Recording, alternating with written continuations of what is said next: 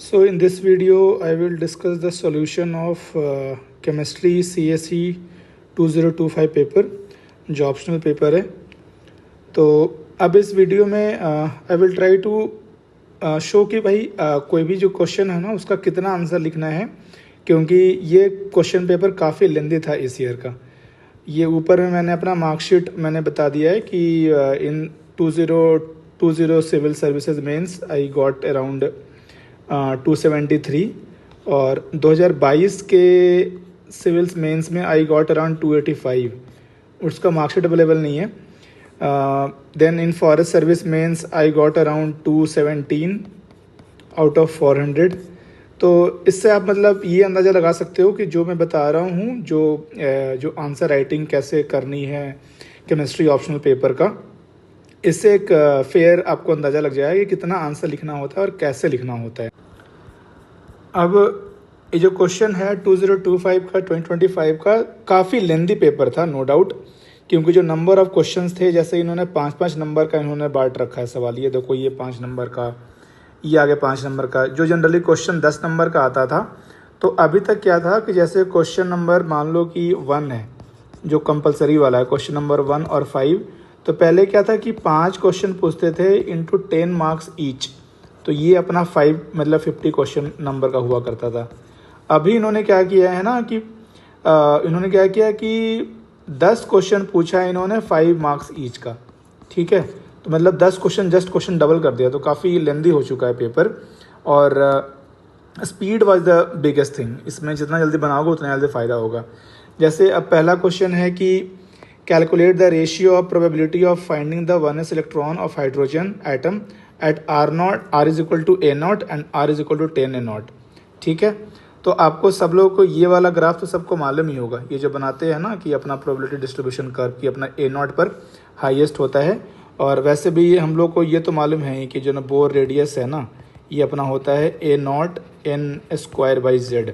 तो जब N is equal to 1 होगा और हाइड्रोजन के लिए Z इज इक्वल टू 1 होगा, तो R is equal to A0 पर ये अपना हाईएस्ट होता है। बट ये तो अपना बोर वाला हो गया। बाकी जो वेव फंक्शन ऑफ 1s है, ये तो अपना श्रोडिंगर वेव इक्वेशन से आएगा। तो ये याद होना चाहिए बेसिकली फार्मूला ना, क्योंकि उन्होंने दिया नहीं है। बट यहाँ पर की ये है कि अगर आपको ये वाला पार्ट याद नहीं है, बट एटलीस्ट आपको ये वाला पार्ट तो याद होना ही चाहिए कि एक्सपोनेंशियली डिके करता है। तो आप सिंपल ये भी लिख सकते हो कि use k is equal to ना k इंटू e⁻⁻r/A0, क्योंकि आंसर उससे भी सेम ही आना है। आखिर में हमें रेशियो ही निकालना है। उसके बाद फिर शो कर दो कि भाई रेडियल प्रोबेबिलिटी डेंसिटी का फॉर्मूला क्या होता है। तो वो 4πr² साई² का मॉड्यूलस होता है। अब इसमें r is equal to A0 put करो, 10 A0 पुट करो, तो ये फिर अपना फाइनली आंसर आ जाता है। चाहो तो आंसर यहाँ पर भी छोड़ सकते हो, बट चाहे तो सिंप्लीफाई भी कर सकते हो, क्योंकि कैलकुलेटर हमारे पास गिवन है ही। और ये अपना जो हमने ग्राफ बना दिया, ये अपना काम कर जाएगा एक वैल्यू एडिशन का।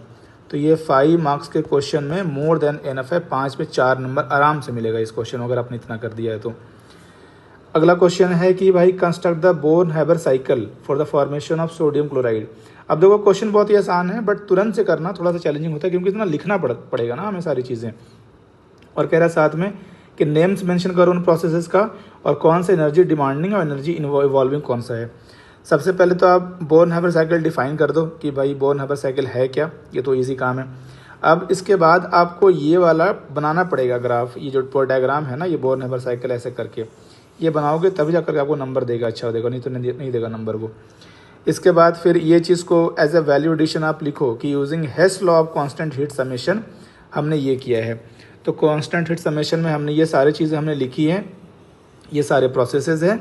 इनका नाम लिखो कि सब्लिमेशन है, ये अपना एंडोथर्मिक है, आयोनाइजेशन एनर्जी है जो एंडोथर्मिक है, बॉन्ड डिसोसिएशन है जो एंडोथर्मिक है, और ये दो पार्ट लास्ट में कि इलेक्ट्रॉन एफिनिटी वाला पार्ट और लैटिस एनर्जी वाला पार्ट, ये एनर्जी इवॉल्विंग है। और फिर ऐसे शो कर दो कि भाई ये वाला पार्ट एनर्जी डिमांडिंग है, ये वाला एनर्जी इवॉल्विंग है। तो जो क्वेश्चन उन्होंने पूछा सारा, डिमांडिंग बताओ, इवॉल्विंग बताओ, सारा हमने एड्रेस कर दिया 5 नंबर में।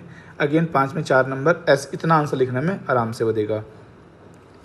अगला क्वेश्चन है सेमीकंडक्टर का कि germanium and silicon elements have very low electrical connectivity. अब देखो, पहला बात में ना कि पहला पार्ट ये है हमारा कि भाई लो कनेक्टिविटी है, तो पहले हमें बताना पड़ेगा कि भाई लो कनेक्टिविटी है तो क्यों है, ठीक है। तो पहले आप बताओ कि भाई दे आर ग्रुप 14 एलिमेंट्स और ये इंट्रिंसिक सेमीकंडक्टर्स कहते हैं उसको, जब बाहर से कोई डोपिंग नहीं कर रखा है। और इलेक्ट्रिकल कंडक्टिविटी इनका लो होता है एट रूम टेम्परेचर बिकॉज बहुत ही कम इलेक्ट्रॉन्स हैं जो वैलेंस बैंड से कंडक्शन बैंड पास कर पाते हैं। तो इस तरीके से जो फर्स्ट पार्ट क्वेश्चन है ना, ये एड्रेस हुआ अपना इस वाला पार्ट से हुआ। सेकंड वाला पार्ट है कि भाई इलेक्ट्रिकल कनेक्टिविटी ने बढ़ाना कैसे बढ़ेगा भाई, तो डोपिंग हमने कर दिया है, और डोपिंग करने के कारण हमारे पास वो एक्सट्रिंसिक सेमीकंडक्टर बन चुका है। उसमें भी दोनों पार्ट बताओ कि भाई एन टाइप से कैसे बनेगा, जब हम ग्रुप 15 एलिमेंट्स ऐड कर रहे हैं, जिसमें कि हमने एक निमोनिक बना रखा है। वो क्या है कि अगर इसमें ग्रुप 15 में कौन कौन है, ना, पास, सभी, बाई, ठीक है, ऐसे मैंने बनाया था निमोनिक कि nitrogen, phosphorus, arsenic, antimony, bismuth, ठीक है। तो ग्रुप 15 वाला ऐड कर दोगे तो यहाँ पर ये एन टाइप सेमीकंडक्टर बन जाएगा, जिससे कि कनेक्टिविटी इंक्रीज होगा ड्यू टू फ्री इलेक्ट्रॉन्स, क्योंकि इनके पास 5 इलेक्ट्रॉन्स है ना, जबकि जो अपना सिलिकॉन है और जर्मेनियम में केवल 4 इलेक्ट्रॉन को एडजस्ट कर सकता है। इस कारण यहाँ पर डोनर इलेक्ट्रॉनिक लेवल बन रहा है एक अलग से, मतलब कि जो एक्स्ट्रा इलेक्ट्रॉन हो रहा है ना, ये यहाँ पर एनर्जी आ जा रहा है। और फाइनली जो ऑलरेडी जो पहले क्या था, हमें ये एनर्जी को क्रॉस करना पड़ रहा था, बट अब क्या हो रहा है, केवल ये एनर्जी को क्रॉस करेंगे और वो कंडक्टर का जो कंडक्शन एबिलिटी है वो स्टार्ट हो जाएगा। इसका जस्ट ऑपोजिट केस में क्या है कि पी टाइप सेमीकंडक्टर, तो पी से होता ही पॉजिटिव, और ये पॉजिटिव कैसे होगा, ग्रुप 13 एलिमेंट्स में क्या है, कौन कौन से एलिमेंट्स होते हैं, ये इसको मैंने याद किया था, बैंगन, आलू, गाजर, इन, थैला, मतलब कि ये थैलियम, ठीक है, मतलब boron, aluminium, gallium, indium, thallium.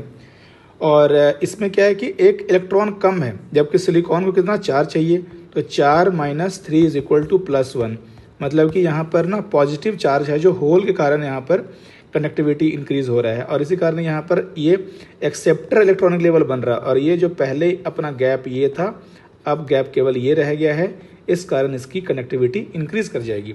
ये इतना चीज़ आपको दिखाना पड़ेगा 5 नंबर के क्वेश्चन में। अगला क्वेश्चन है कि 2 शीट बनाया है कॉपर का, एक शीट कॉपर का ये है, दूसरा शीट कॉपर का ये है। इन दोनों का जो टेम्परेचर है वो अलग अलग है, ये 50 डिग्री सेल्सियस है और ये वाला -10 डिग्री सेल्सियस पर है। दोनों का एरिया 1.5 मीटर स्क्वायर ही है, और ये इसका जो दोनों का डिफरेंस है डिस्टेंस में, वो 0.1 मीटर का डिस्टेंस है। अब कह रहा है कि भाई रेट ऑफ हीट ट्रांसफ़र निकालना है। तो ये बहुत ही क्लास 11th में पढ़ते थे हम लोग कि जो रेट ऑफ हीट ट्रांसफ़र है ना, dQ/dt, और इसको क्यू डॉट से दिखाते थे ऊपर में, ये डायरेक्टली प्रोपोर्शनल है एरिया ऑफ शीट का और कितना हीट ग्रेडियंट है, मतलब ΔT/ΔX, मतलब टेम्परेचर ग्रेडियंट कितना है, जो उस पर डिपेंड करता है। अब हमें स्टार्ट में ये बात मेंशन करना पड़ेगा कि उन्होंने ऑलरेडी दे रखा है coefficient of thermal conductivity of air, मतलब उन्होंने अज्यूम कर लिया होगा ऑलरेडी कि भाई बीच में जो ये एरिया है ना, यहाँ पर एयर ही फिल्ड अप है। इस कारण हम ये लिख देंगे since coefficient of thermal conductivity of air is given, इसका मतलब हमें अज्यूम करना है space between plates are filled with air. ये बात को लिखेंगे तो ये अच्छा ऑब्जर्वेशन स्किल्स दिखा रहा है हमारे पास में। बाकी जो फॉर्मूला है इसमें ये अपना प्रोपोर्शनैलिटी है, तो बीच में डालेंगे प्रोपोर्शनलिटी कांस्टेंट, और के ही अपना है जो coefficient of thermal connectivity of air है ये वाला, तो यही अपना उसका कांस्टेंट बन जाएगा। और ये वाला मैंने वैल्यू पुट किया। अब देखो क्योंकि क्वेश्चन 5 नंबर का है, तो अगर आप ये पार्ट मिस भी करते हो ना कि जितने यूनिट्स लिखना ना, फिर भी वो चलेगा, क्योंकि मतलब इतना कर पाना इतने कम टाइम में बहुत मुश्किल काम है। सीधा सीधा आप इनपुट करो कैलकुलेटर में और सीधा आप आंसर से निकाल दो कि भाई जूल पर सेकंड, और ये तो यूनिट हमें आता है ना, जूल पर सेकंड, हीट पर सेकंड यही होगा इसका यूनिट। तो ये 5 नंबर के सवाल में हम इतना कर सकते हैं। अगला क्वेश्चन है कि why do liquids become super heated before boiling, explain using kelvin equation. Now question number 5E कह रहा है why do liquids become super heated before boiling, explain using kelvin equation. अब देखो ये क्वेश्चन मुझे लगता है कि बहुत ही कम लोग होंगे जिनको एग्जैक्टली इसका आंसर मालूम होगा, बट ऐसे क्वेश्चन में हिंट ये होता है कि जो भी पार्ट आपको दिया हुआ है ना, आप उसको यूज़ करके कुछ रिलेशन बना के लिख दो आंसर, ये आपकी ड्यूटी है इसमें। तो अब मुझे भाई केल्विन इक्वेशन तो मुझे मालूम है कि केल्विन इक्वेशन ये होता है ln P/P0 2S Vm RRT, जहाँ पर S आपका सरफेस टेंशन है, Vm है जो मोलर वॉल्यूम है, R है जो रेडियस ऑफ कर्वेचर है, और RT तो सबको मालूम है। तो ये लाइन बना के लिख दो कि state the relation between vapour pressure and curvature of liquid surface, जो ये अपना R है, ये अपना कर्वेचर है, ठीक है। बाकी यहाँ पर उनका जो क्या डिनोशन है वो वाला पार्ट लिख दो। अब इसमें असली आंसर यहाँ पर ये है। और यहाँ पर पी नॉट क्या है, vapour pressure over flat surface, मतलब जब अपना जो आर है ना, ये आर जब अपना इन्फिनिटी है, ठीक है, आर जब अपना इन्फिनिटी है इसका फिर, ठीक है। तो नॉर्मली क्या होता है ना, जब बॉइलिंग होता है तो न्यूक्लिएशन ऑफ बबल्स होता है, जिसमें न्यूक्लिएशन ऑफ बबल्स होगा, मतलब कि स्मॉल कर्वेचर्स फॉर्म होगा। जब स्मॉल कर्वेचर फॉर्म होगा तो भाई ये तो क्लियर कट है ना कि अगर ये इन्वर्सली प्रोपोर्शनल है तो जो पी है ना वो राइज कर जाएगा, क्योंकि अगर आर स्मॉल हुआ तो इस कारण जो पी है ना वो बहुत ही higher than P naught. P naught क्या है, जो कि मतलब कह लो जो नॉर्मल जो वेपर प्रेशर के ऊपर जो बॉइलिंग करेगा, जब इसके ऊपर हाई होगा तो नॉर्मल बॉइलिंग टेम्परेचर पर ना ये जो प्रेशर है वो रीच नहीं कर पाएगा नॉर्मल बॉइलिंग पॉइंट पर। इसी कारण हमें टेम्परेचर और भी बढ़ाना होता है, ये लिखा हुआ है, but at normal boiling temperature this condition is not met, और इस कारण बबल कोलैप्स कर जाएगा, ठीक है। बबल कोलैप्स क्यों कर जाएगा, क्योंकि ये जो अंदर का टेम्परेचर है, अंदर प्रेशर है ना, P inside minus P outside, ठीक है, वो वाला मीट नहीं हुआ है, ठीक है। इसी कारण और भी हमें हीटिंग करना पड़ेगा ताकि ये वाला जो प्रेशर है ना ये वाला रीच कर सके हम, इसलिए और हीटिंग कर रहे हैं। इस कारण लिखा हो thus liquids must be heated further until vapour pressure is large enough to balance pressure in a small bubbles. तो ये कुछ रिलेशन बना के आपको ऐसे लिखना पड़ेगा जब क्लियर कट आपको आंसर नहीं मालूम है। ये क्वेश्चन बहुत ही आसान था कि इनको अरेंज करना है ascending order of dipole moment values में। तो इसमें पहले सबसे पहले आप डेफिनेशन लिख दो डाइपोल मोमेंट का कि भाई क्या होता है vector quantity.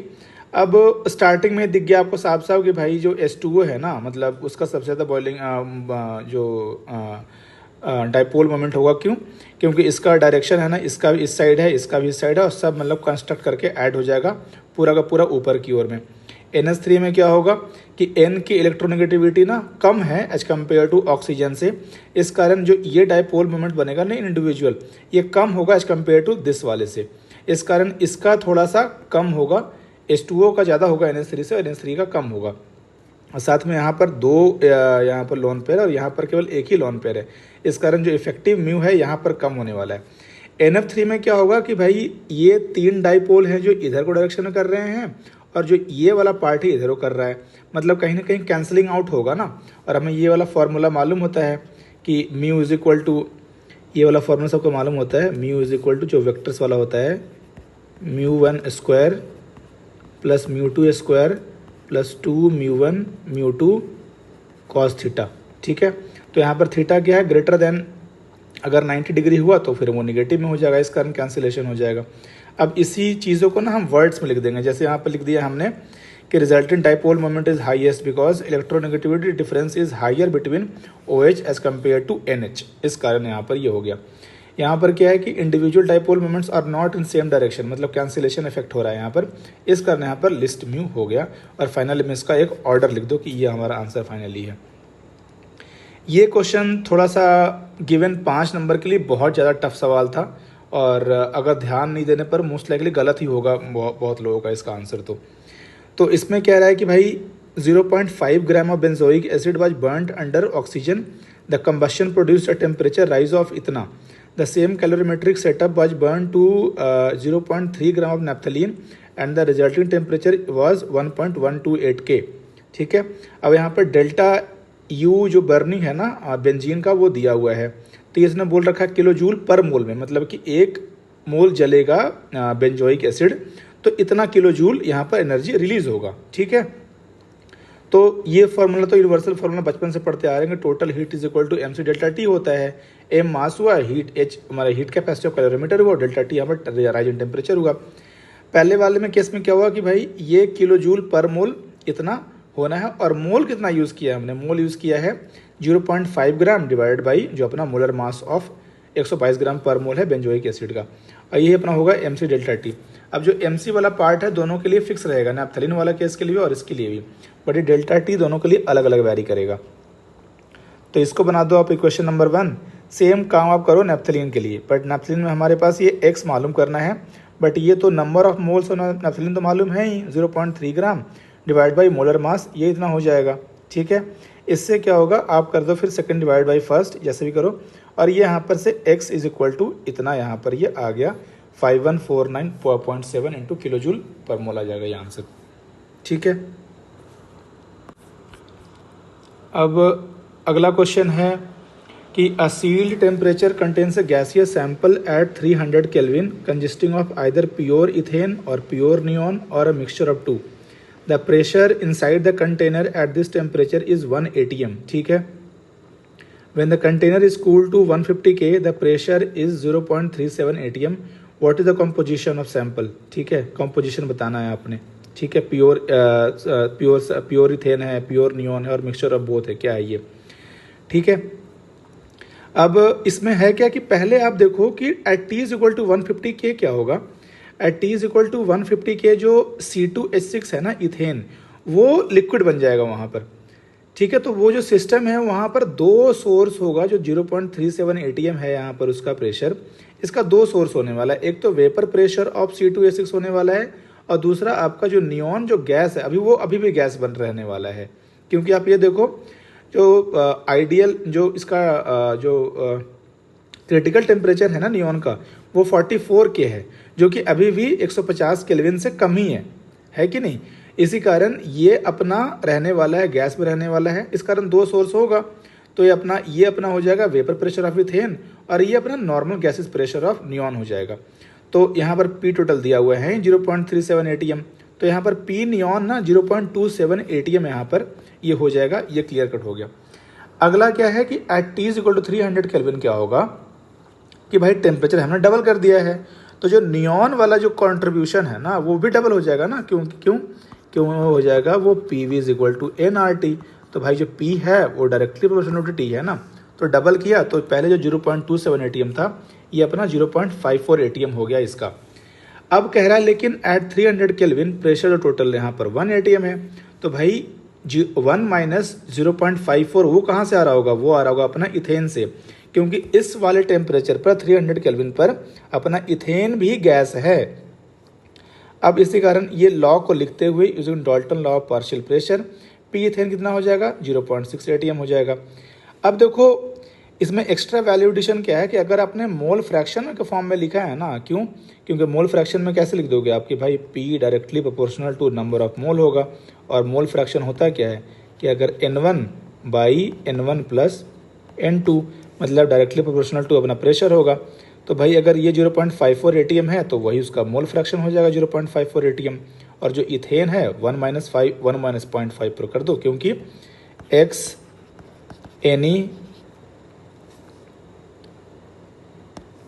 Any plus x ethane होना चाहिए, आपको 1 होना चाहिए, क्योंकि मोल फ्रैक्शन ऑफ ऑल को सम करने पर ना 1 होना चाहिए। तो यहाँ पर अगर आपने वैल्यू लिख दिया ना कि भाई ये मोल फ्रैक्शन, तो वो ज़्यादा नंबर देगा 5 में 4, रादर देन आपने सिंपल लिख दिया कि नहीं भाई मिक्सचर है। तो ये यहाँ पर वैल्यू एडिशन है इस आंसर में। अगला क्वेश्चन है, अगेन ये क्वेश्चन भी गिवन 5 नंबर के लिए बहुत टफ सवाल था, बट कह रहा है कि surface area of an object, ये सरफेस एरिया दे दिया है, कह रहा है डेंसिटी ऑफ गोल्ड है यहाँ पर, और फिर कह रहा है कि इतना एम्पियर ऑफ करंट पास किया है +3 ऑक्सीडेशन स्टेट में, तो टाइम रिक्वायर्ड कह रहा है यहाँ पर। अब यहाँ पर थिकनेस यहाँ पर दिया हुआ है ही, यहाँ पर एरिया दिया हुआ है। अब यहाँ पर तो एरिया इंटू थिकनेस करेंगे तो क्या हो जाएगा, वॉल्यूम मिल जाएगा, और डेंसिटी ऑफ गोल्ड दिया हुआ है, मतलब डेंसिटी इंटू वॉल्यूम कर देंगे तो अपना क्या मिल जाएगा, मास ऑफ गोल्ड कितना डिपॉजिट हुआ वो मिल जाएगा। बट यहाँ पर स्टार्ट में हमें ये कोट करना पड़ेगा using Faraday first law of electrolysis. ये है कि weight of material deposited is directly proportional to amount of charge passed. अब अमाउंट ऑफ चार्ज पास कितना होता है, मतलब Q इज इक्वल टू अपना होता है IT होता है। इसी कारण जो W directly proportional to IT, और यहाँ पर Z है जो प्रोपोर्शनैलिटी कांस्टेंट है यहाँ पर, जो कि इलेक्ट्रोकेमिकल इक्विवेलेंट इसी कहते हैं। इलेक्ट्रोकेमिकल इक्विवेलेंट होता क्या है कि जो गिवन मोलर मास है सबस्टांस का और डिवाइडेड बाई उसका जो ऑक्सीडेशन स्टेट कितने से वो रिड्यूस हो रहा है। फॉर एग्जांपल अगर गोल्ड है तो ये आपका हो जाएगा 196.97, और जो Au+3 से Au में रिड्यूस हो रहा है तो इसको डिवाइड कर दो +3 से, अपना ये हो गया। सेम काम अगर करना होगा Cu+2 का करना अगर हमें होगा तो ऊपर में लिखेंगे मोलर मास ऑफ Cu और डिवाइड बाई कर देंगे हम +2, तो ये उसका इलेक्ट्रोकेमिकल इक्विवेलेंट हो जाएगा अलग अलग सब्सटेंस के लिए। फिर अब वेट निकाल लो आप, density into square into surface area into thickness कर लिया आपने, ठीक है। तो ये इतना वेट निकल गया। अब ये वेट निकल गया तो तो weight W is equal to left side में पुट कर दो, ये अपना Z हो गया, ठीक है, Z में, और अच्छा डिवाइड बाई अपना आप ये फैराडे करोगे, फैराडे कांस्टेंट, ठीक है, मतलब 96,485 कूलम पर मोल, ठीक है। इसको आपने करना है डिवाइड बाई F से करोगे इसको आप, ठीक है। तो ये अपना हो गया, इसका Z हो गया, ये अपना I हो गया, ये T हो गया। अब T निकालोगे तो ये 435 सेकेंड्स में ये अपना पूरा ये काम हो जाएगा। But it was difficult question for ये 5 नंबर के लिए। नेक्स्ट क्वेश्चन है कि steam turbine is operated with an intake temperature, मतलब कि ये अपना हो गया T1 और एग्जॉस्ट टेम्परेचर कितना है 150 डिग्री सेल्सियस, मतलब ये अपना हो गया T2। कह रहा है what is the maximum amount of work the turbine can do for a given heat input Q, ठीक है, under what conditions is the maximum work done. अब हमें कार्नोट साइकिल से याद है कि कार्नोट साइकिल एक रिवर्सिबल साइकिल है जिसमें 2 पार्ट रहता है, AB और CD, वो रहेगा आइसोथर्मल रिवर्सिबल प्रोसेस, ये वाला पार्ट और ये वाला पार्ट, और BC और DA मतलब कि ये वाला पार्ट और ये वाला पार्ट एडियाबैटिक रिवर्सिबल प्रोसेस रहता है। तो ये बात को लिखते हुए कि भाई मैक्सिमम अमाउंट जब चाहिए होता है ना, तो हमें कोई भी साइकिल को रिवर्सिबल मैनर में वो काम करेगा, तभी जा करके मैक्सिमम उसका जो एफिशिएंसी होने वाला है। अब सिंपल, क्योंकि क्वेश्चन 5 नंबर का ही है, तो आप क्या करना है सिंपल कि आप जो ईटा का फॉर्मूला होता है ना 1 - T2 बाई T1, तो यहाँ पर T2 क्या है, यहाँ पर एग्जॉस्ट वाला है या फिर कह लो सिंक वाला है, और T1 है जो सोर्स का टेम्परेचर है। अब ये वैल्यू पुट कर दो, केल्विन में पुट करना है, यहाँ पर डिग्री सेल्सियस में नहीं पुट करना है। तो इसका एफिशिएंसी हो गया 37%। तो भाई मैक्सिमम अमाउंट ऑफ वर्क क्या होगा, अगर Q अगर हमने, तो मैक्सिमम अमाउंट ऑफ वर्क यही होगा ना, eta is equal to work done और डिवाइडेड बाई जो अपना टोटल वर्क हमने टोटल इनपुट किया है, तो ये हो जाएगा। अब ईटा का वैल्यू रख दोगे 0.37, तो आपको हो जाएगा 0.37 Q आंसर मिल गया इसका। बट ये सारा डायग्राम और ग्राफ बनाना पड़ेगा आपको वैल्यू एडिशन के लिए। अब अगला क्वेश्चन है question number 2A। Next question में कह रहा है कि probability of existence of particle in a 1 dimensional box of length A in the region, ये वाला पार्ट में आपने फाइंड करना है 0 to A/4 वाले पार्ट में, ठीक है। और ये अलग अलग स्टेट्स के लिए फाइंड करना है, n = 1 के लिए, 2 के लिए, 3 के लिए फाइंड करना है। अब क्योंकि इसमें 2 पेज दिया हुआ है, इस क्वेश्चन में दिया हुआ था, तो ये जो अपना wave function of particle in 1D box है ना, ये डिराइव करना थोड़ा सा मुश्किल है, मतलब इतना कम टाइम में और इतने कम स्पेस में ना। तो आई विल सजेस्ट कि सीधा आप जो इसका जो नॉर्मलाइज्ड इक्वेशन है, आप ये वाला सीधा आप यूज़ कर लो। बट हाँ, डायग्राम वगैरह आप इसका बना दो कि ये डायग्राम है यहाँ पर विद राइट, ये लिखते हुए consider particle in 1D box वगैरह वगैरह। फिर आप क्या कर दो कि भाई जो प्रोबेबिलिटी होता है वो होता है क्या, यही होता है ना, ψ² x × dx अपना हो गया प्रोबेबिलिटी, और 0 to A/4 वाला ही बोल रहा है वो फंडा। ये सारा चीज़ करते हुए अपना, ठीक है। बाकी आप अपना A आइडेंटिटी तो बहुत बार यूज़ किया रहता है, तो ये सारी आइडेंटिटी आपको याद होनी चाहिए, वो एग्ज़ाम में देगा नहीं आपको, ये सारे याद होना चाहिए। इसको आप पुट करो, आप आराम से देख लेना, इसको सारा मैंने सॉल्व किया हुआ है। तो फाइनली आपके पास Pn है ना, कोई भी n के लिए फॉर, और डिस्टेंस कौन सा, अपना ये डिस्टेंस के लिए, इसी एरिया के लिए, ये इसका फाइनली हो जाएगा। अब n = 1 के लिए वैल्यू निकाल दो, फिर n = 2 के लिए वैल्यू निकाल दो, n = 3 के लिए वैल्यू निकाल दो। अब यहाँ पर वैल्यू एडिशन क्या है, इन्होंने पूछा तो नहीं है ग्राफ बनाने के लिए, बट आप अगर ग्राफ बना देते हो तो बहुत बढ़िया वैल्यू एडिशन हो जाएगा। तो यहाँ पर क्या है, P1 में क्या है, यहाँ पर कोई नोड नहीं होने वाला है, ठीक है। यहाँ पर क्या, और नोड हमको तो मालूम है ना, नोड = क्या होता है, n-1। अब यहाँ पर क्या होगा, n-1, यहाँ पर नोड, यहाँ पर n-1 0, तो 0 नोड यहाँ पर हो गया। यहाँ पर 2 - 1 = 1 नोड हो गया। यहाँ पर 3 - 1 = 2 नोड हो गया, यहाँ पर ये ऐसे ऐसे, ठीक है। और साथ में आप दिखा दो कैसे इसका एरिया में कितने इसका शेडिंग वगैरह करके, तो ये प्रॉपर अच्छा आंसर बन जाएगा यहाँ पर। अगला क्वेश्चन है, अगेन ये क्वेश्चन में थोड़ा डिफिकल्ट था और सोच पाना एग्जाम में थोड़ा डिफिकल्ट था ये। तो कह रहा है standard reduction potential of oxygen under acidic conditions at 298 kelvin is इतना। तो same standard reduction potential for 4 electron reduction of O2 under basic condition बताना है आपको। इसमें क्या है, सबसे पहले आप डिफाइन कर दो कि भाई स्टैंडर्ड रिडक्शन पोटेंशियल होता है क्या है, कि भाई ये डेफिनेशन है, is defined as tendency of an entity to gain electron and get reduced under STP conditions. STP conditions क्या होता है अपना, ये होता है STP कंडीशन होता है 0 डिग्री सेल्सियस और 1 atm का प्रेशर, ठीक है। और ये मेज़र करते हैं relative to standard hydrogen electrode. अब यहाँ पर स्टार्ट हम लिख दो एसिडिक कंडीशन का ये जो इक्वेशन है वो लिखते हुए कि भाई यहाँ पर ई नॉट एसिडिक यहाँ पर ये है। बेसिक कंडीशन में क्या हो जाएगा कि यहाँ पर जो H+ दिख रहा है ना, H+ एक्वस, इसको आपको OH- यहाँ पर लाना है इसको, ठीक है। तो ये हो जाएगा अपना। अब यहाँ पर कर दो E naught basic is equal to, मान लो कि यहाँ पर x हो गया है, ठीक है। अब इस्टेब्लिश करना relation between acidic and basic condition में ना, तो फर्स्ट माइनस सेकंड करो। और इसमें क्या हो जाएगा कि भाई 4H2O लिक्विड से 4H+ एक्वस बन रहा है और 4OH- एक्वस बन रहा है। इससे देखो इस्टेब्लिश हो गया रिलेशन, कैसे? H+ अपना एसिडिक वाला पार्ट का आ गया, OH- बेसिक वाला पार्ट का आ गया, इसी कारण फर्स्ट माइनस सेकंड किया गया है। अब इसमें आप नर्न्स्ट इक्वेशन यूज़ करो। नर्न्स्ट इक्वेशन में क्या करोगे कि भाई वही, अब यहाँ पर जो पहला वाला पार्ट आएगा ना, वो तो जो ई नॉट वाला पार्ट आएगा वो तो सेम, वो तो ज़ीरो होगा ना, क्योंकि दोनों का जो ई नॉट वाला पार्ट तो सेम ही है।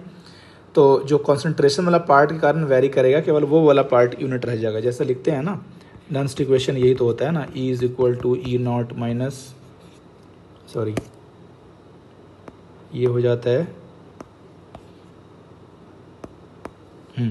ई नॉट माइनस 0.059/1 और लॉग ऑफ Q, ठीक है। तो ये वाला पार्ट तो ऑलरेडी ज़ीरो हो गया ना, इस कारण मैंने ये वाला पार्ट को छोड़ दिया यहाँ पर, इस वाले यहाँ पर। अब जो ये H+ इंटू OH-, यही तो अपना आयोनिक प्रोडक्ट ऑफ वाटर होता है। तो इस कारण KW is equal to H+ into OH- 10⁻⁻14। अब बस ये सिंपल वैल्यू पुट करोगे तो E03 is equal to 0.827 volt आ जाएगा। बट रिलेशन इस्टेब्लिश करने के लिए हमेशा हमें डेल्टा जी का फॉर्मूला यूज़ करना है, मतलब delta G is equal to -NFE, ठीक है ना। और ना कि सिंपल ई को एडिशन नहीं करना है, ई को, ई इज़ नॉट एडिटिव और सब्सट्रैक्टिव प्रॉपर्टी, डेल्टा जी से हमें ऐसा जाना है हमको। तो डेल्टा G3 यहाँ पर कैसे हो जाएगा, यहाँ पर हमने क्या किया था, डेल्टा G1 - G2 ना, क्योंकि देखो यहाँ पर ये क्या किया था हमने, सेकंड माइनस फर्स्ट किया था हमने, है ना। तो इसी कारण delta G acidic minus delta G basic कर दो। अब यहाँ पर delta G equal to NFE सबको पुट करो और N इज इक्वल टू 4 हर एक जगह ही है। तो फाइनली क्या हो जाएगा, E03 is equal to E0 acidic minus E0 basic. अब यहाँ पर E0 एसिडिक दिया हुआ है, E0 बेसिक हमने फाइंड करना है, और E03 का वैल्यू मेरे पास मालूम है यहाँ पर 0.827 वोल्ट। तो यहाँ से E0 basic is equal to आ जाएगा 0.4 वोल्ट, यहाँ पर से आ जाएगा। एक बार फिर से इक्वेशन को गो थ्रू करना तो आपको क्लियरिटी मिल जाएगा। अगला क्वेश्चन है, रेडियाई ऑफ Zn+2 ये है 0.74 एंगस्ट्रम, S-2 का है 1.84 एंगस्ट्रम, ठीक है। अब कह रहा है most stable form of arrangement यहाँ पर से फाइंड आउट करना है ZnS क्रिस्टल का, ठीक है। और ड्रॉ द CCP यहाँ पर स्ट्रक्चर ड्रॉ करने के लिए बोला ZnS का। तो सबसे पहले ये लाइन लिख दो भाई, और क्या कि भाई स्टेबिलिटी ऑफ अरेंजमेंट तो रेडियस रेशियो रूल से ही फॉलो होता है ना। और साथ में ये अपना वैल्यू एडिशन के लिए लिख दो कि भाई इससे कम रहेगा ये वाला पार्ट तो लीनियर है, ये वाले रेंज में रहेगा तो ट्रायंगुलर होगा, ये रेंज में होगा तो टेट्राहेड्रल होगा, 0.414 से 0.732 के बीच में होगा तो ऑक्टाहेड्रल होगा, और इसके आगे रहेगा तो वो क्यूबिक होने वाला है। और यही हमारा रेडियस रेशियो है। अब फॉर ZnS रेडियस रेशियो निकालो, 0.74/1.84 तो 0.4 आया। अब ये कहाँ पर फॉल कर रहा है, ये फॉल कर रहा है इस वाले फॉल में, एरिया में फॉल कर रहा है, मतलब कि टेट्राहेड्रल अरेंजमेंट होने वाला है। अब टेट्राहेड्रल अरेंजमेंट कैसे होगा, यहाँ पर जो CCP लैटिस कौन फॉर्म करेगा, S-2 आयन, बिकॉज ये आयन यहाँ पर बड़ा है और वो लैटिस फॉर्म करेगा। और Zn+2 कहाँ रहने वाला है, टेट्राहेड्रल वॉइड में रहने वाला है। और कैसे, ऑल्टरनेट टेट्राहेड्रल वॉइड में क्यों रहने वाला है, क्योंकि टोटल टेट्राहेड्रल वॉइड तो 8 होगा ना, क्योंकि हमेशा कितना होता है 4 × 2, मतलब डबल ऑफ कितने नंबर ऑफ एटम्स हैं। बट यहाँ पर ये दिख रहा है मेरे को कि क्या, कि Zn भी 4 है और S भी 4 है, मतलब कि एक टेट्राहेड्रल वॉइड वो छोड़ के बनेगा। इस कारण यहाँ पर लिखा गया ऑल्टरनेट टेट्राहेड्रल वॉइड लिखा गया। अब यहाँ पर डायग्राम बनाना होगा तो थोड़ा सा 2 पेन अलग अलग यूज़ कर देना एग्जाम में, कि ये वाला सारा अपना लैटिस साइड से अपना S-2 वाला, ये देखो सारे एरिया, सारे कॉर्नर्स पर और सारे अपना फेस वाले पर। और इसके बाद आपका जो Zn+2 है, देखो यहाँ पर ऑल्टरनेट टेट्राहेड्रल वॉइड ऐसे ही बनता है। ये जो डायगोनल है ना, डायगोनल में एक यहाँ बनेगा टेट्राहेड्रल वॉइड, एक यहाँ बनेगा, ठीक है। तो एक डायगोनल पर यहाँ पर 2 वॉइड हो गए। ऐसे ऐसे हमारे पास 4 डायगोनल हैं बॉडी के, ठीक है। इसी कारण हमारे पास 8 टेट्राहेड्रल वॉइड बनता है, लेकिन ऑल्टरनेट बनेगा यहाँ पर, मतलब कि अगर यहाँ बन गया तो एक यहाँ पर ये नहीं रहने वाला है। इस तरीके से पैकिंग होती है जेडएनएस की। एक्स्ट्रा इन्फॉर्मेशन दिखाने के लिए आप चाहो तो ये भी लिख दो कि भाई नंबर ऑफ एटम्स S-2 के 4 कैसे हैं, Zn+2 के 4 कैसे हैं, इस तरीके से लिख करके। और साथ में Z=4 कैसे है, मतलब कि टोटल फार्मूला यूनिट्स ऑफ जेडएनएस कितना है यहाँ पर, टोटल यहाँ पर 4 फार्मूला यूनिट्स है यहाँ पर देखो ये छूट गया है, ये 4 फार्मूला यूनिट्स है जेडएनएस का, ठीक है। अब ये क्वेश्चन काफ़ी अच्छा क्वेश्चन था। यहाँ पर कह रहा है कि in a sample of NaCl 10,000 sites में से एक साइट है ना वो छूट गया है यहाँ पर, मतलब मिसिंग है। तो normally occupied by Na+ is occupied by Ca+2। अब कह रहा है कि assuming that all the Cl- sites are fully occupied, मतलब Cl- यहाँ पर से कोई उसको वो नहीं हट रहा है यहाँ पर से। तो स्टैचोमेट्री ऑफ द सैंपल यहाँ पर बताना है आपको। तो यहाँ पर ये चीज़ तो क्लियर है ना, क्योंकि Na+ के पास में केवल एक चार्ज है और जबकि Ca+2 के पास में कितना 2 चार्ज है, मतलब कि 2 Na+ हटेगा तब जाकर के एक Ca+2 से काम होगा, क्योंकि इलेक्ट्रिकली न्यूट्रल रहेगा ना हमेशा ओवरऑल वो गिवन कंपाउंड या गिवन सब्सटेंस है। इसी कारण 2 Na+ मिसिंग होगा तब जाकर के एक Ca+2 का वो काम करने वाला है। इस कारण ये वाला बात मैंने साफ साफ यहाँ पर लिख दिया। अब 10,000 साइट्स है, मतलब कि एक अगर छूट रहा है ना तो 1 आउट ऑफ 10,000 को हम 0.01% तो लिख सकते हैं भाई। कैसे, ये देखो 1 आउट ऑफ 10,000, ठीक है, इनटू इसको परसेंटेज में लिखना है तो क्या हो जाएगा, तो ये अपना हो जाएगा 0.01% हो जाएगा, ये अपना यहाँ से लिख सकते हैं। अनऑक्यूपाइड, ठीक है। इसी कारण तो अब हम कंसिडर करते हैं कि भाई 100% of negative charge of Cl-, ठीक है। तो 100 नेगेटिव चार्ज मान रहे हैं अगर हम 100% में, तो अब इसमें क्या होगा कि ये न्यूट्रलाइज कर पाएगा 98 यूनिट्स ऑफ Na+ से और 1 यूनिट ऑफ Ca+2 से। देखो 98 × +1 और 1 × +2, ये जगह 100 हुआ है। इसी कारण इसको जब हम लिखेंगे तो Na 98 और Ca1 और Cl 100, ये परसेंटेज वाइज हम कर दिया, हमने सिंप्लीफाई कर दिया है। बट इसको और भी सिंप्लीफाई करने के लिए हम कोशिश करते हैं कि 1 के फॉर्मेट में लिखें। तो Cl अगर 1 है तो Ca1 को लिखेंगे 0.01, इसको डिवाइड किया 98 को 100 से, तो ये जगह 0.98 ये हो जाएगा। अब क्वेश्चन नंबर 3A, इसमें कह रहा है कि calculate the total number of collisions that oxygen makes per second on 1 cm² of surface of the vessel containing them if the pressure is 10⁻⁻6 atm and the temperature is 25 degree Celsius. अब ये question बहुत ज़्यादा बिल्कुल exactly basic वाले part पर चल के पूछ लिया है। अगर किसी ने KTG का डेरिवेशन कर रखा है स्टार्टिंग से ना, वो इस सवाल को ईजिली कर पाएगा।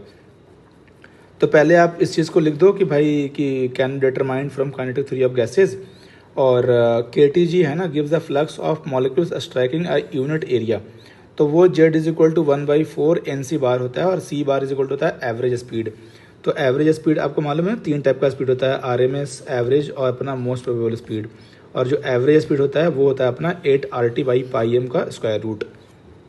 और N=PN/RT कैसे लिखा हमने, इसको ऐसे लिख दो आप कि PV=NRT होता है ना, तो PV=NRT में क्या हो जाएगा, ये जो अपना N नंबर ऑफ जो मॉलिक्यूल्स है, जो नंबर ऑफ मोल्स है, वो बेसिकली होगा क्या, N/Na जो एवोगाड्रो नंबर है अपना, और इनटू RT।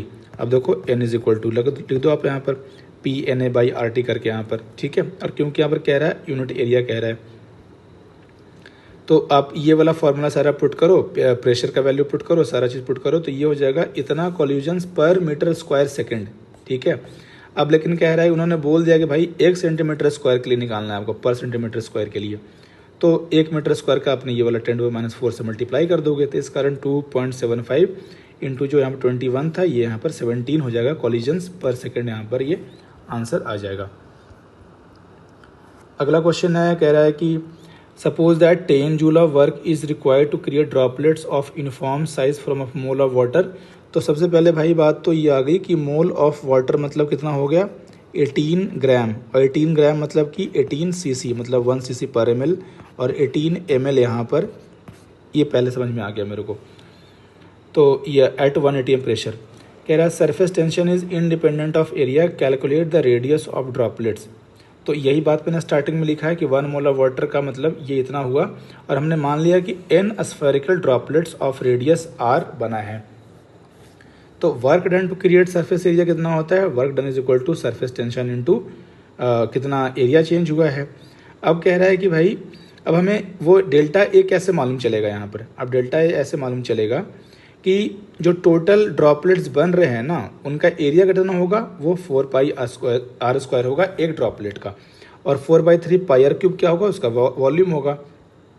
तो टोटल न्यू एरिया कितना कैलकुलेट हो रहा है, अगर हम नंबर ऑफ ड्रॉपलेट्स अगर हम n माने और एक ड्रॉपलेट का एरिया 4 पाई आर स्क्वायर है, तो ये होगा टोटल एरिया क्रिएटेड, और इसी को हम यहाँ पर इस वाले फॉर्मूला में हम पुट करेंगे। But total volume of water conserved रहने वाला है ना, इसी कारण जो टोटल नंबर ऑफ जो वॉल्यूम है ना यहाँ पर n into 4/3 pi r cube, और ये अपना 18 ml है।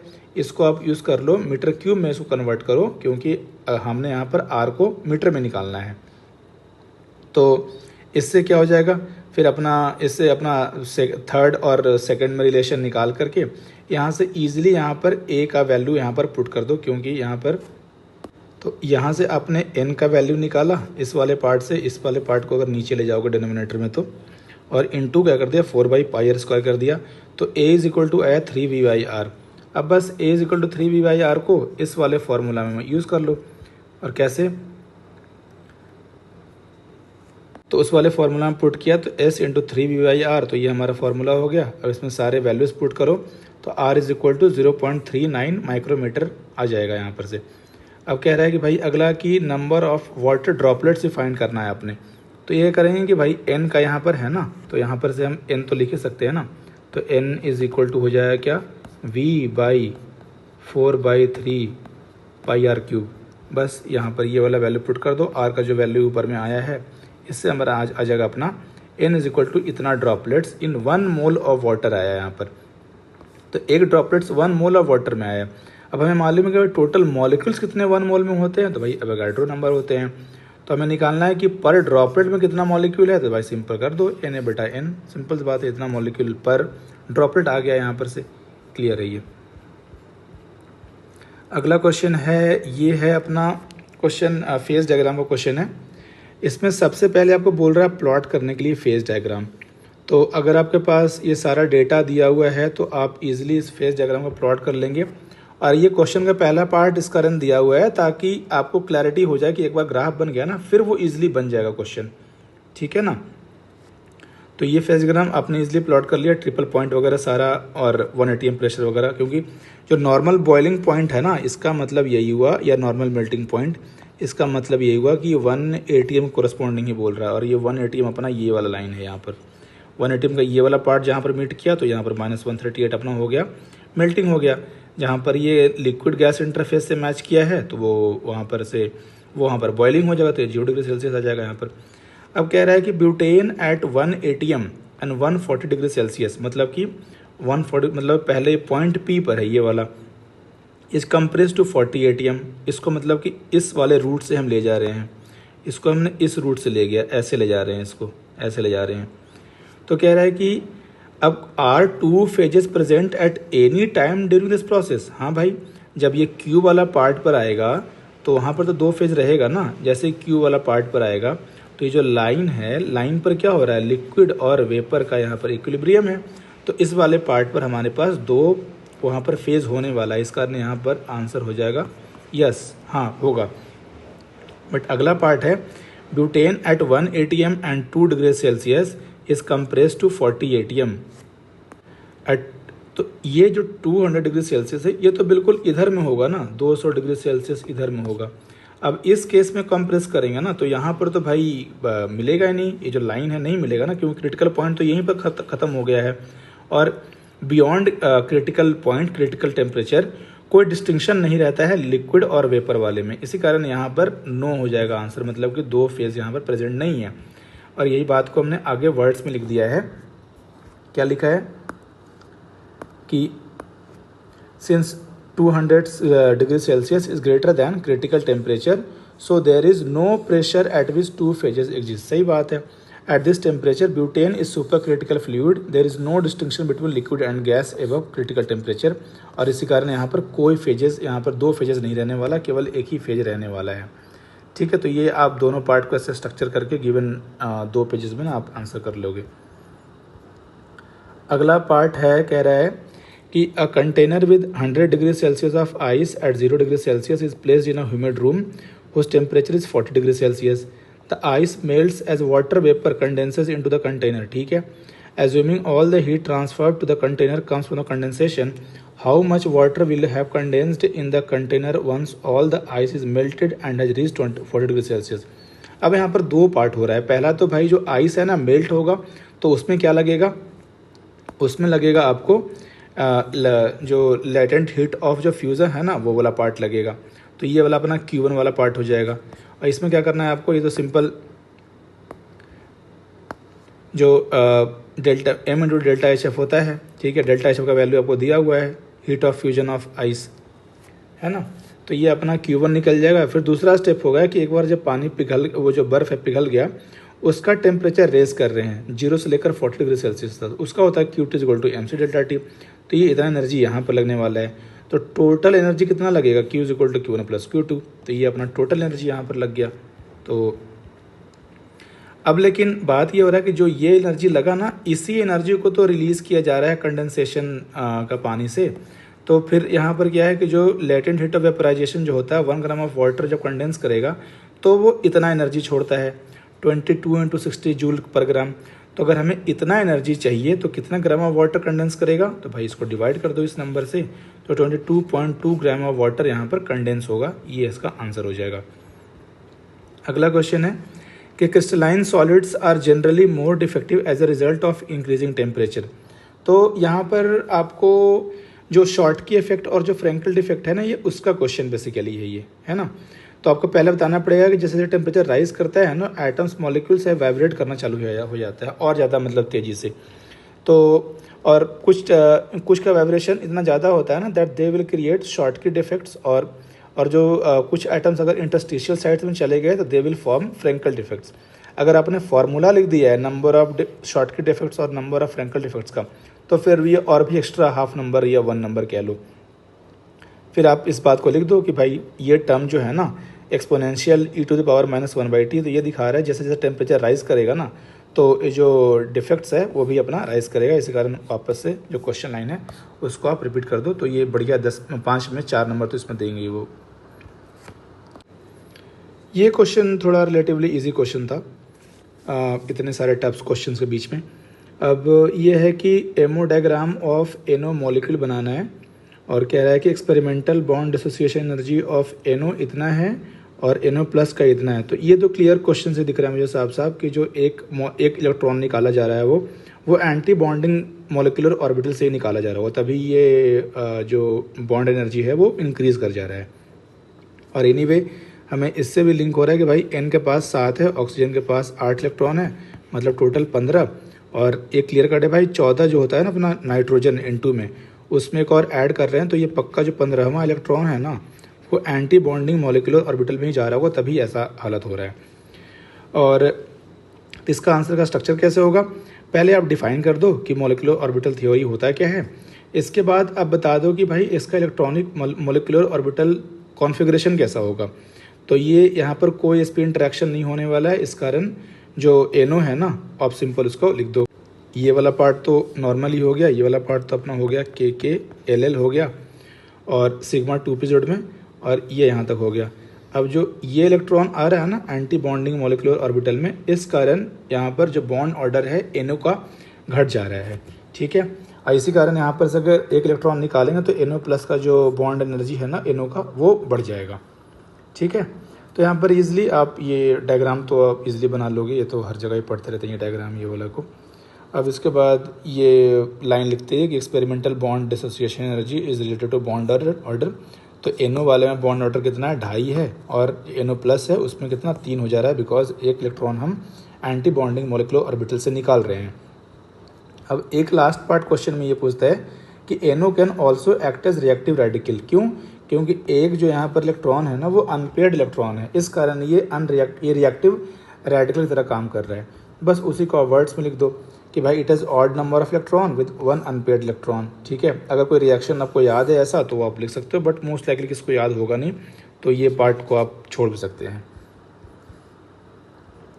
अगला क्वेश्चन है कि ये बेसिकली फिक्स लॉ पे क्वेश्चन है। ये क्वेश्चन डिफ़िकल्ट क्वेश्चन है, अगर किसी ने अगर क्वेश्चन ऐसे सॉल्व कर रखेगा वही सॉल्व कर पाएगा, नहीं तो आगे किसी को हवा नहीं लगने वाला ये सवाल।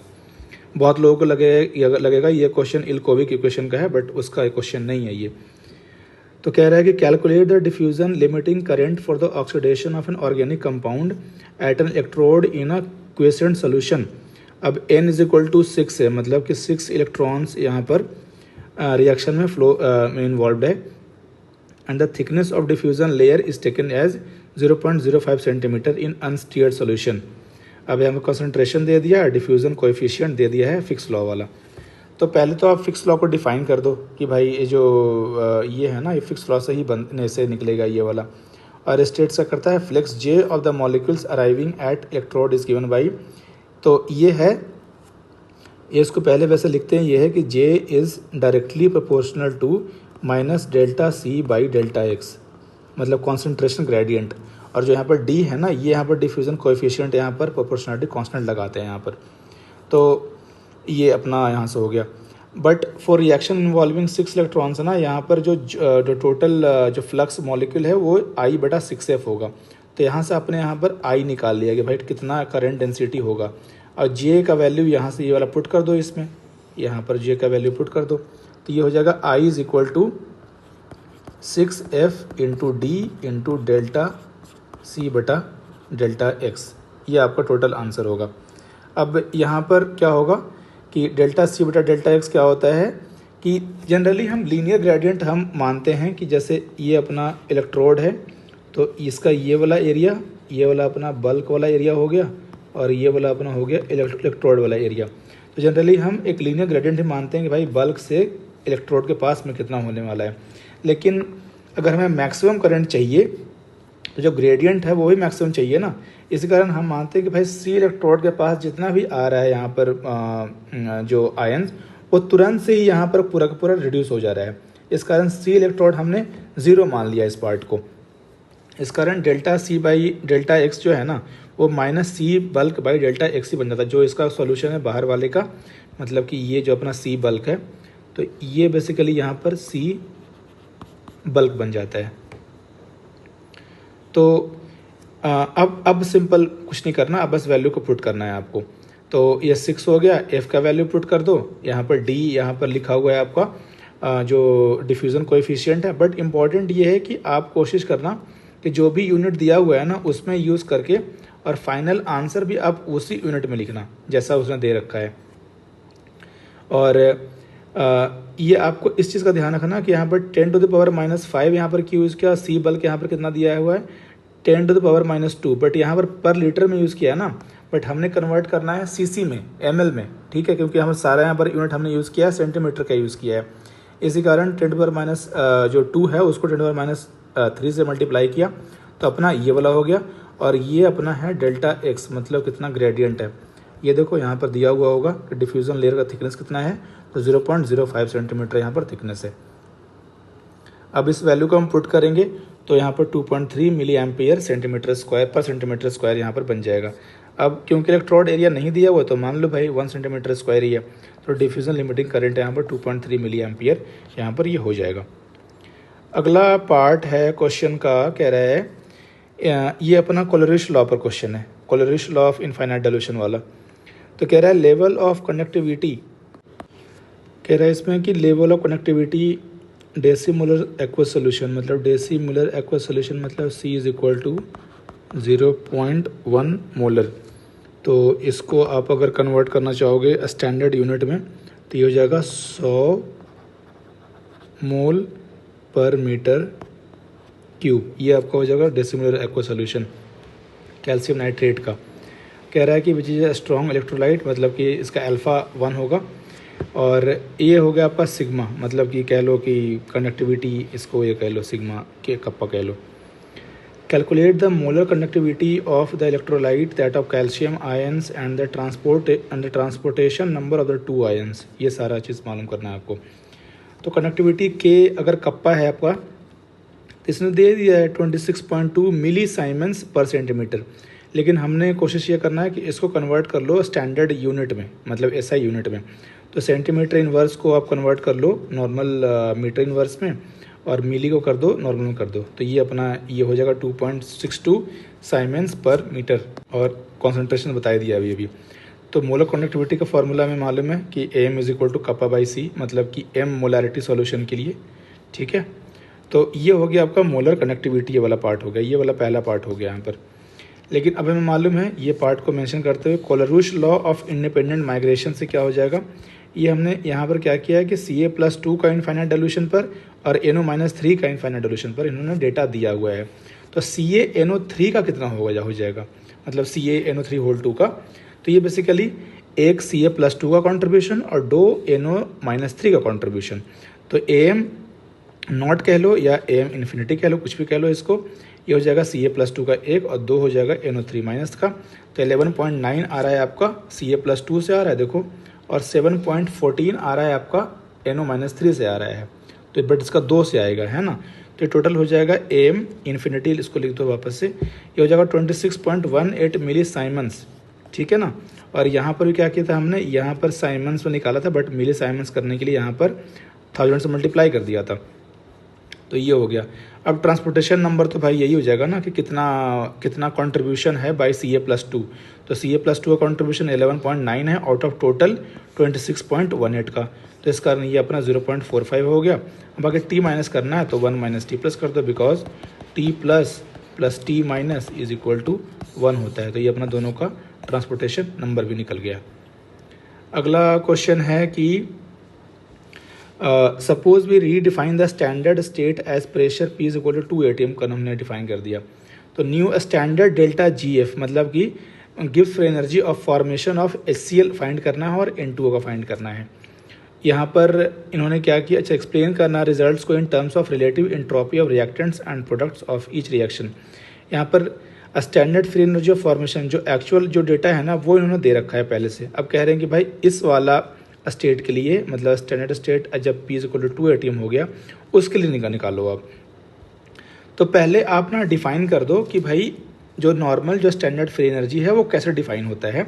तो हम normally P is equal to 1 ATM हम लेते हैं STP, और जो डेल्टा GF है ना वो डिफाइन होता है कि भाई वी कंसीडर की जो formation of 1 mole of substance हो रहा है ना वो standard state from its constituent elements in the standard state. मतलब जो हाइड्रोजन गैस है ना ये स्टैंडर्ड स्टेट है, इसी कारण इसका जो डेल्टा HF होता है ये 0 होता है, या फिर HF कह लो या फिर जो डेल्टा GF कह लो इसको। मतलब कि जो H2 हाइड्रोजन गैस का जो ये स्टैंडर्ड स्टेट है तो इसका जो डेल्टा GF है ये भी 0 है, और जो यहाँ पर O2 है या फिर Cl2 है इसका भी यहाँ पर 0 होने वाला है स्टैंडर्ड स्टेट से, ठीक है ना। तब कह रहा है HCl गैस का निकालो भाई P is equal to 2 ATM अगर हमने मान लिया है, तो सिंपल से बात है वही पुराना वाला क्वेश्चन लगाओ, delta GR is equal to delta GR0 plus RT/Q, मतलब यहाँ पर जो रिएक्शन कोशेंट है।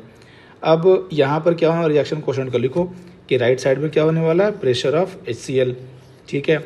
यहाँ पर क्या प्रेशर ऑफ H2 और यहाँ पर पावर 1/2, बिकॉज यहाँ पर ये N है, इस कारण ये वाला पार्ट सेम पार्ट काम करना है, Cl2 के लिए काम करना है, ठीक है। अब यहाँ पर PHCl है, पहले क्या था, जब पहले इज इक्वल टू 1 था तो ये वाला पूरा पार्ट जो है वो 0 हो जा रहा था, इसी कारण ये इसके delta GR is equal to delta GR0 बन गया था। बट यहाँ पर जब आप 2 वैल्यू पुट करोगे ना, PHCl का 2 करोगे, यहाँ पर 2 करोगे, यहाँ पर 2 करोगे, है ना, तो यहाँ पर ये आ जाएगा। तो यहाँ पर भी यहाँ पर RT/Ln फाइनली 1 ही आ जा रहा है कोइंसिडेंटली, इसी कारण यहाँ पर delta GR is equal to delta GR0 जो है HCl वाले केस में अनचेंज रहने वाला, जैसा था वैसे ही रहने वाला है। और ये क्यों हो रहा है, क्योंकि जब हम प्रेशर इंक्रीज कर रहे हैं ना तो जितना डिक्रीज इन वॉल्यूम, क्योंकि यहाँ पर भी 1 मोल गैस है और इस साइड में भी 1 मोल गैस है, तो जितना डिक्रीज इन वॉल्यूम इस साइड होने वाला है जिससे एंट्रोपी घट रहा है उतना ही डिक्रीज इन वॉल्यूम इस साइड भी होने वाला है। मतलब कि दोनों साइड में जो एंट्रोपी डिक्रीज है ना बराबर होने वाला है। इस कारण मैंने ये लिखा है कि increase in pressure P is equal to 1 से 2 ATM के कारण leads to decrease of volume which reduces entropy of both reactant and product.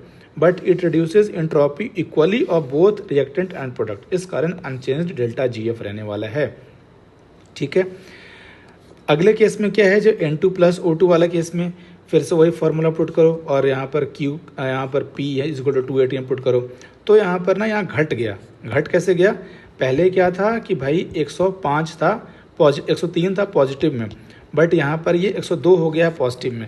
मतलब कि थोड़ा सा स्पॉन्टेनियस और ज़्यादा हो रहा है, पहले बहुत कम स्पॉन्टेनियस है, हल्का सा ये कम नॉन स्पॉन्टेनियस हो रहा है। ठीक है ना, क्योंकि ये हम जानते हैं ना डेल्टा G अगर पॉजिटिव है तो वो कैसा होगा, वो नॉन स्पॉन्टेनियस रिएक्शन होगा। ठीक है, मतलब ये नॉन स्पॉन्टेनियस है, बट 103 से 102 का घटना अच्छी बात है, मतलब थोड़ा सा अच्छे से रिएक्शन हो रहा है। ठीक है ना, अब इसका मतलब ये हुआ कि भाई अब इसको हम एक्सप्लेन करना है उस चीज़ से कि नंबर ऑफ मोल्स किस साइड में ज़्यादा है, रिएक्टेंट साइड में ज़्यादा है।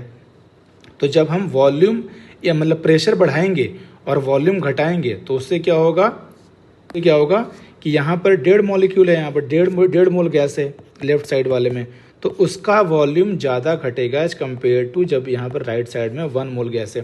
तो इससे क्या होगा ना, रिएक्शन है जो आगे की ओर भागेगा, मतलब राइट हैंड साइड में भागेगा, इसी कारण वो 103 से 102 होकर घट जा रहा है। इसको आप सेम चीज़ को ना ली चैटलियस प्रिंसिपल से भी आप इसको रैशनलाइज कर सकते हैं। और उसमें क्या बोलता है कि भाई इक्विलिब्रियम है ना, शिफ्ट करता है to oppose the applied change. तो हम यहाँ पर क्या किया, प्रेशर हमने यहाँ पर इंक्रीज किया है, तो इक्विलिब्रियम शिफ्ट किस साइड करेगा, जिस साइड ना प्रेशर कम है। तो प्रेशर कम किस साइड है भाई, प्रोडक्ट साइड में है, क्योंकि यहाँ पर केवल 1 मोल गैस है। इस कारण रिएक्शन है ना वो आगे की ओर भागेगा, जैसे ही हमारा P = 1 ATM से 2 ATM की ओर हम आगे गए हैं। तो